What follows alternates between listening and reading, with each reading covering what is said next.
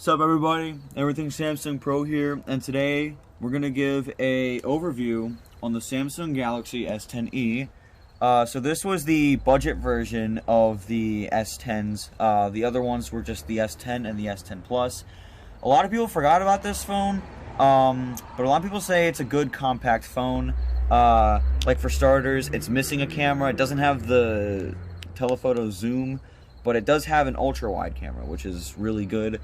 Has the headphone jack and the speaker and it's USB-C, and it has the Bixby button, the volume key, a flat display. That's another thing that people point out. They really like that it's a flat display, and as you see right here, the power button is a fingerprint scanner, and it isn't like an actual button. So the fingerprint scanner is on the power button. As you can, I guess it's not working right now. It's kind of broken. I threw it at a bed frame and it's broken, and I tried to pry it out with a knife and scratched it. But yeah, so that's the S10e overview. So I've used this phone since December 2019. When it was somewhat new, it was almost a year old at that point, and I used it throughout 2020 and 2021. And I gotta say, my biggest complaint is the fact that it is like the battery isn't really good. It's like 3,100 milliamp hours, so it's not that big, but it's not big of a phone. But if you like small phones, you'll like this phone. I'm telling you, I don't like small phones. I've switched to the S20 recently. I like the bigger phones, but the small phones, if you like small phones, it'll serve you well. So, like he said, this is a pretty small phone, which is only really targeted to a certain demographic. It's a 5.8-inch display. It's a AMOLED Full HD 1080p display, so it's pretty nice for that size. And since it's a budget phone, you cannot change the resolution on it. So, onto the cameras now. So, the front selfie camera is 10 megapixels. Alright, so now the rear cameras. This is just the regular 12 megapixel camera, and this is a 16 megapixel wide angle camera. They're digital zoom and dual aperture. Alright, so on to software. The One UI version is now currently 3.1. I don't believe they're ever going to update the phone again, and it's on Android 11. It should have stayed at Android 10 One UI 2.5, but they had to update it, and now it's on One UI 3. So if you want to avoid One UI 3, unfortunately this is not a phone you can do that on unless you downgrade it, but yeah.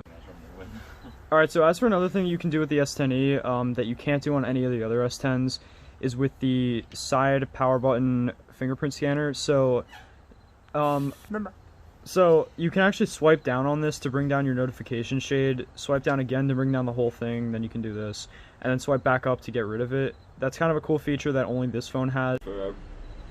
Alright, so as for the usability of the phone, it's still a very recent phone, only early 2019, so you know, it's going to be basically able to do anything that you throw at it, games and applications and stuff like that. Really, it's not going to have a problem in terms of performance. Maybe One UI 3 will slow it down a little bit, but overall it's not too bad. Alright, so an important aspect about this phone that a lot of people would like to know is that there are actually two models. So one has 6 gigabytes of RAM with 128 gigabytes of storage, which is the one that our crew has. And then the higher model has 8 gigabytes of RAM with 256 gigabytes of storage. So overall, should you buy this phone in 2021? And I would say probably if you're coming from, say, like if you're looking for a cheaper option, I think you could buy this phone for around $200 to $150, so it's really cheap for a really good phone. If you're coming from like the S7, yes. If you're coming from like an S9, you might as well just get the normal S10s. How it's served me, so I've almost used it for 2 years, and the battery generally got a little worse overall, and I went to the S20, and it's not just because of 120 hertz, because I turned that off, but this feels like way worse. So maybe if you're looking for like a cheaper option but a really good phone, go for like the S20 FE. So overall, this phone was good in 2019. It was good in 2020, and in 2021, I say it's still a good phone. So that's pretty much it. Bye.